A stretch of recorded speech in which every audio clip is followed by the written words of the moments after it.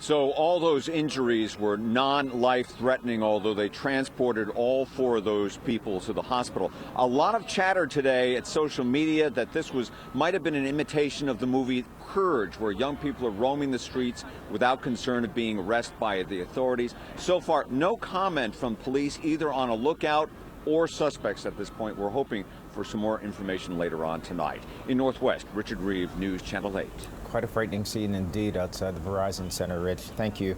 Well, police are looking for the driver involved in a fatal hit-and-run accident in Falls Church last night. They say 36-year-old Eliseo Diaz was riding a moped on Wilson Boulevard when he was hit and killed by a vehicle. That car was later found near the location of the crash, but the driver was nowhere to be found.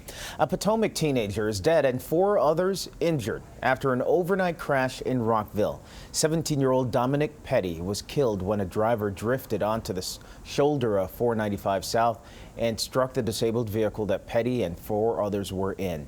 Police say the driver of the striking car appeared to have been impaired. Charges are still possible in that case.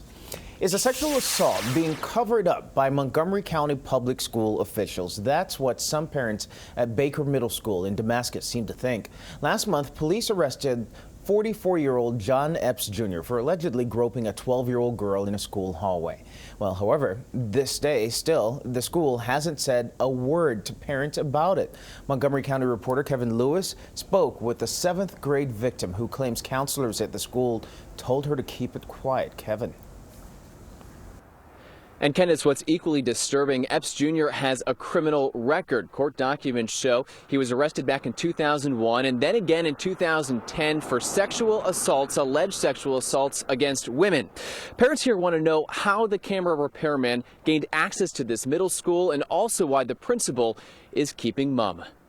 Disgusting. 12-year-old Jasmine Ando Thompson was walking down a hallway at Baker Middle School when she passed John Epps Jr., a contracted security camera technician. We just stuck his hand out and then he touched my butt, and so I turned around and he was already up the stairwell and I was like, what? Police say the ironic thing is the camera guru was caught on camera going in for the grab. He touched my butt and he's like triple my age.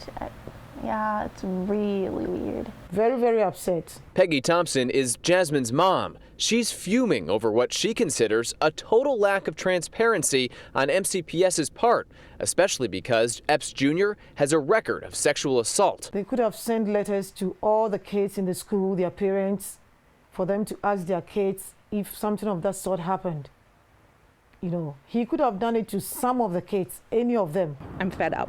Parent and sex abuse therapist Jennifer Alvaro says this is just the latest case of MCPS sweeping a sex assault under the rug. By not notifying parents, who is MCPS protecting? Themselves. They're sure not protecting kids. Following his arrest, Epps Jr., seen in this Facebook photo with his wife of more than 10 years, moved into his elderly father's home in Fort Washington. His defense attorney told us, no comment. I was really confused. They were acting like nothing happened, and it's been like a month now, and I'm just here. You know, Epps Jr. was working for a company called Netcom Inc., which MCPS says failed to do an independent background check on the husband and father of 2. MCPS, which refused to talk to us on camera, still hasn't said how many other schools Epps Jr. was allowed to roam through. We are live in Damascus. I'm Kevin Lewis, News Channel 8. All right, Kevin Lewis getting some answers there. Good report. The 2014 Clarendon Halloween pub crawl